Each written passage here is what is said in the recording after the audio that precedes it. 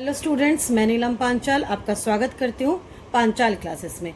आज हम करने वाले हैं डेथ ऑफ ए पार्टनर का क्वेश्चन नंबर 26। वो है ये, देखिए इसमें है Karim, Salim and Rahim are our partner in a firm sharing profit and loss in the ratio 3, 4 and 3। The firm close its book on 31 March every year. ठीक है। ऑन 1 अक्टूबर 2019 करीम डाइड, यानी कि जो करीम है, करीम मतलब फर्स्ट नंबर वाला, वो डाइड हो गया है। ठीक है। कब हुआ है? अक्टूबर में, यानी कि 6 महीने उसने काम किया है। Karim died, the Karim death the goodwill was form. अब जब करीम की डेथ हुई उस टाइम गुडविल जो है फॉर्म की कितनी थी? 3,50,000। Karim share of profit of the firm in the new year his firm in the year his death was to be calculated on the basis of average profit of last 4 year। यानी कि जो उसका profit है वो किस basis पे निकालना है? Average of last 4 year.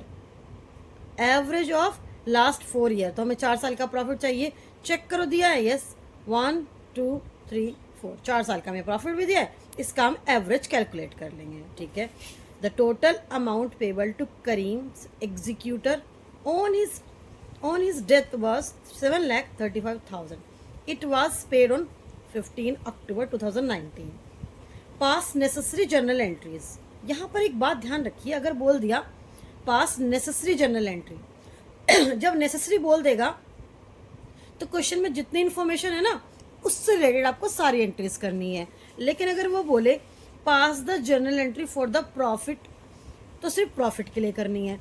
Pass the journal entry for the treatment of goodwill, या फिर pass the journal entry for the goodwill at the time of death of partner, तो गुडविल के लिए करनी है। लेकिन यहाँ नेसेसरी बोला है तो मुझे ऐसा लगता है कि यहाँ पर 3 एंट्री होने वाली है। पहला उसके प्रॉफिट के लिए, दूसरा गुडविल के लिए, और तीसरा उसके एग्जीक्यूटर की जो हमें पेमेंट करनी है। तो 3 एंट्री हम यहाँ पर करने वाले हैं। ठीक है। तो क्वेश्चन को हम स्टार्ट कर लेते हैं। तो सबसे पहले जो क्वेश्चन में है, करीम, सलीम और रहीम 3 पार्टनर है और इनकी जो रेशो है वो है 3, 4, 3। इट्स 3, 4, 3। ठीक है। इसमें से डेथ किसकी हुई है? करीम की। इसकी डेथ हो गई है। कब हुई है? 1 अक्टूबर। तो आप देख लीजिए कितने महीने काम किया है? 6 महीने उसने काम किया है। ठीक है। तो पहले देखो, हम सबसे पहले हम कर रहे हैं, इसमें सबसे पहले हमें देख गुडविल ऑफ द फर्म वो है 3,50,000। तो जब कभी भी हम डेथ में गुडविल डिस्ट्रीब्यूट करते हैं, तो मैंने आपको पिछली वीडियोस में बताया है, तो गुडविल का जो ट्रीटमेंट है that was gaining partner account debit to sacrifice. ठीक है।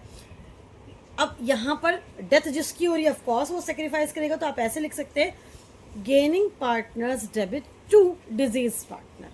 अब यहाँ पर डेथ किसकी हुई है? करीम की। करीम, तो गेन कौन कर रहा है? सलीम और रहीम, ये दोनों गेन कर रहे हैं। तो एंट्री बननी चाहिए Salim's capital account debit, Rahim's capital account debit to Karim. Goodwill कितनी है? 3,50,000। ठीक है। और इनकी जो रेशो है 3, 4, 3 है। तो करीम की डेथ हो जाती है तो रेशो कितनी बचती है? 3, 4। तो हमारी 3, 4 रेशो हमारी गेनिंग रेशो होती है। ठीक है। तो इसी रेशो में मैंने इसको डिस्ट्रीब्यूट किया, तो हमारा आता है सलीम कैपिटल में 60,000 और रहीम की कैपिटल में 45,000 आ जाएगा टू करीम्स कैपिटल। तो पहली एंट्री हमारी ये बन गई।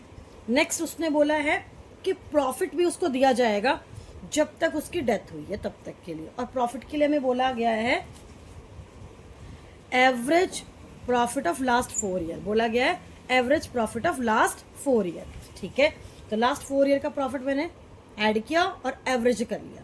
एवरेज मतलब 4 साल है तो 4 से डिवाइड, 3 साल होते 3 से डिवाइड, 2 साल होते 2 से डिवाइड। ठीक है। एवरेज कर लिया हमने।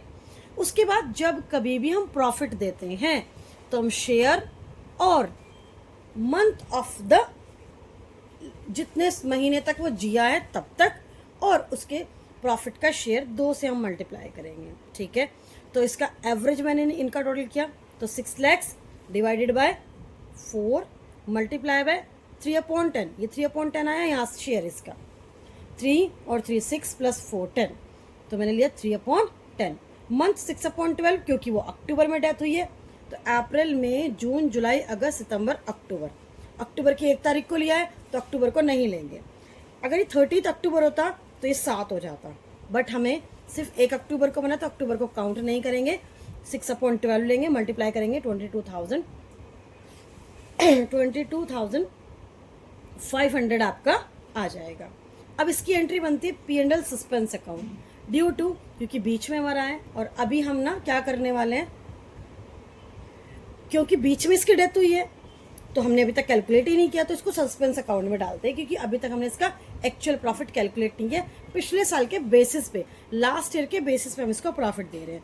तो profit and loss suspense account debit to Karim's capital हमने लिख दिया। नेक्स्ट आता है उसके एग्जीक्यूटर को देना है हमें। तो टोटल प्रॉफिट हमारा कितना बैठ रहा है, उन्होंने बोला है कि 7,35,000 उसको टोटल ओवरऑल, यानी कि गुडविल, उसके सारे प्रॉफिट जितना भी उसका हिसाब किताब बैठता जाते टाइम, तो भैया ये पकड़ अपने पैसे और ले जा। तो Karim's capital account debit to bank, और कितनी तारीख को पे किया हमने, 15 को। ये दोनों हमने 1 अक्टूबर को और ये हमने 15, यानी कि 15 दिन बाद हमने उसको पेमेंट करी, तो वो डेट आएगी 15। तो 15 को हमने Karim's capital account debit to bank, क्योंकि हमने उसकी ये पेमेंट कर चुके हैं। Thank you for watching. अगर क्वेश्चन समझ में आता है तो चैनल को लाइक कीजिए, सब्सक्राइब कीजिए, इससे रिलेटेड जितनी वीडियोज़ हैं आप देख लीजिए। Thank you.